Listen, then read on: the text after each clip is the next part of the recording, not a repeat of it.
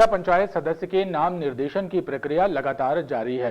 2 दिनों में 30 लोगों ने फॉर्म इशू कराए हैं, लेकिन अभी तक एक भी फॉर्म भरकर जमा नहीं किया गया है। जिला पंचायत सदस्य के नाम निर्देशन की प्रक्रिया लगातार जारी है। कलेक्ट्रेट के रूम नंबर 3 से फार्मों का वितरण किया जा रहा है।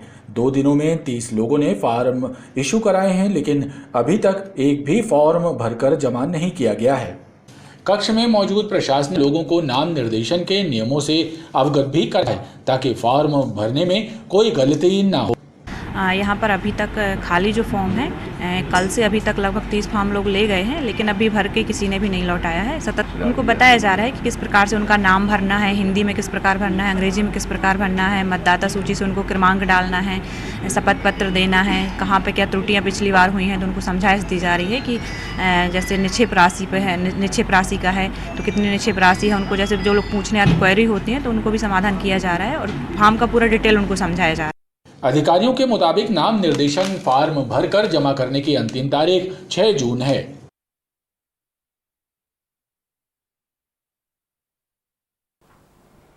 प्रधानमंत्री स्वनिधि योजना के तहत पथ विक्रेताओं एवं छोटे दुकानदारों को 10 और 20 हजार के लोन दिए जाने हैं, लेकिन बैंकर्स की उदासीनता के चलते योजना धीमी गति का शिकार है। हितग्राहियों को लाभ दिलाने के लिए नगर निगम के अधिकारियों कर्मचारियों को कड़ी मशक्कत करनी पड़ रही है। नगर निगम में शासकीय योजना शाखा की एक बैठक आयोजित हुई, जिसमें पीएम स्वनिधि योजना की समीक्षा की गई और योजना की गति बढ़ाने पर विचार विमर्श किया गया।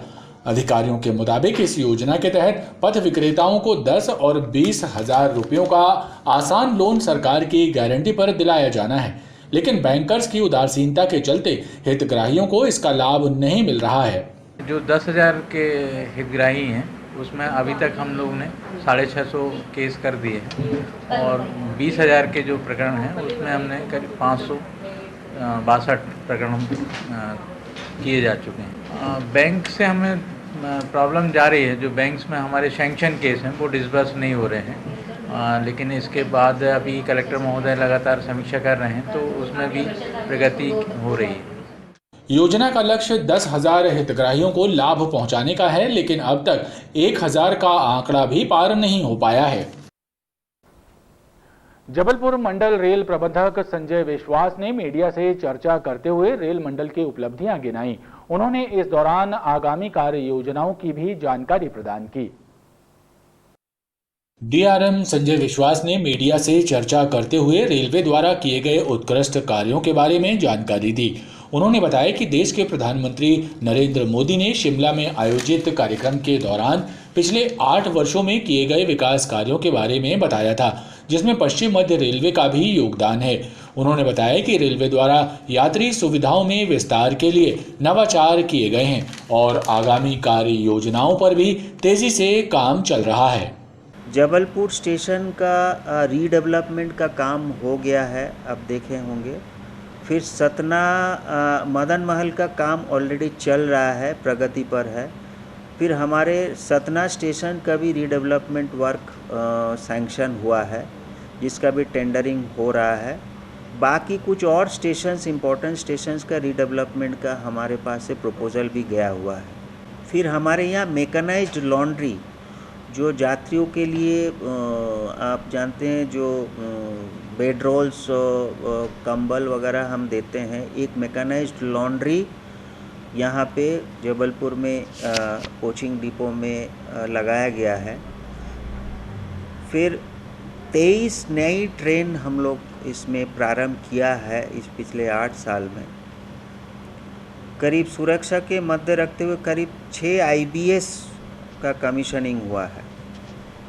लोडिंग फ्रंट में आप देखें 2014 में हम लोग करीब 23 मिलियन टन लोड किए थे और पिछले साल हम लोग 30 का आंकड़ा पार कर चुके हैं। भारतीय हॉकी टीम की पूर्व कप्तान अर्जुन अवार्डी एवं पश्चिम मध्य रेलवे में वरिष्ठ खेलकूद अधिकारी के पद पर कार्यरत रही मधु यादव को रेलवे महाप्रबंधक सुधीर गुप्ता ने सेवानिवृत्ति के बाद की नई पारी के लिए शुभकामनाएं दी। जीएम कार्यालय में आयोजित समारोह के दौरान महाप्रबंधक सहित रेलवे के अधिकारियों कर्मचारियों ने मधु यादव के द्वारा अर्जित की गई उपलब्धियों पर चर्चा की और खेलों में उनके द्वारा दिए गए योगदान को याद किया।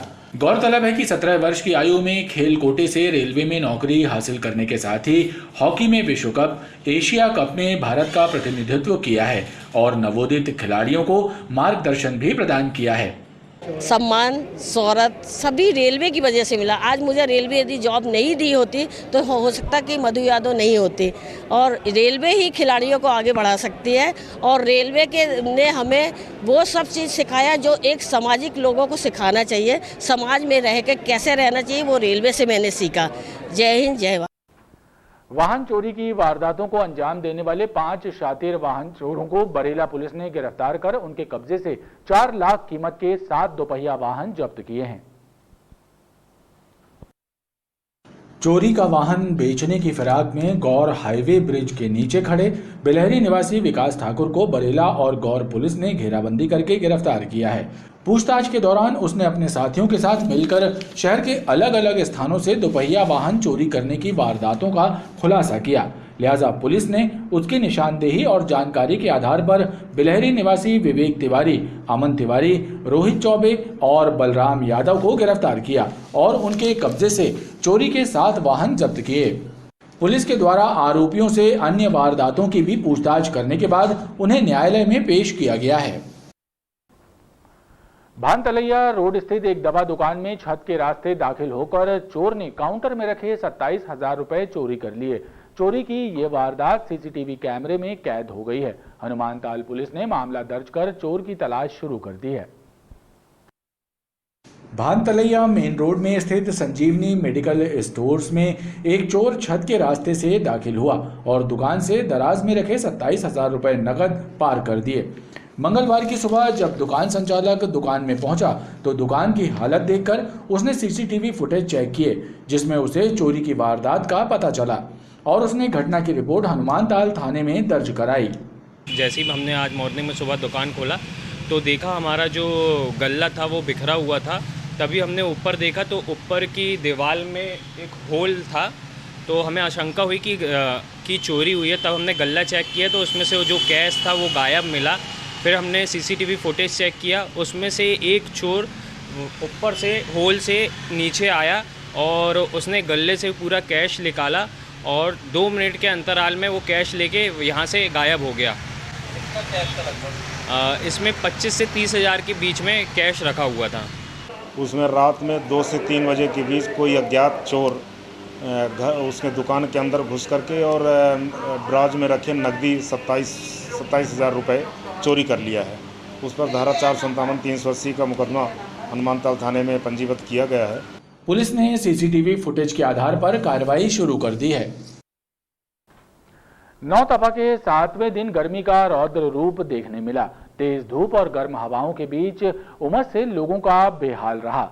वहीं अधिकतम तापमान भी 42.1 डिग्री सेल्सियस रहा, जो कि सामान्य से 1 डिग्री ज्यादा था, और न्यूनतम तापमान 27.3 डिग्री सेल्सियस दर्ज किया गया है। नौतपा में गर्मी का कहर जारी है। नौतपा के 7वें दिन भी आसमान से बरसती आग और गर्म हवाओं के थपेड़ों ने लोगों के शरीर को झुलसाने वाली गर्मी का एहसास कराया और लोग गर्मी से बेहाल नजर आए।